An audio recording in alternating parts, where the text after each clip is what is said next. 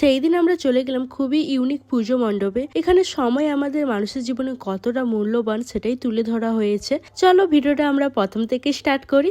আমরা রাত 9টার সময় বেরিয়েছিলাম, ভেবেছিলাম ভিড়টা খুবই কম হবে। তোমরা দেখতেই পাচ্ছ সেদিন কত ভিড় ছিল। সেই দিন আমরা গেছিলাম নন্দকুমার আলিয়া ক্লাবে। প্রতি বছরের মতো এবছরের থিমটা অসাধারণ হয়েছিল।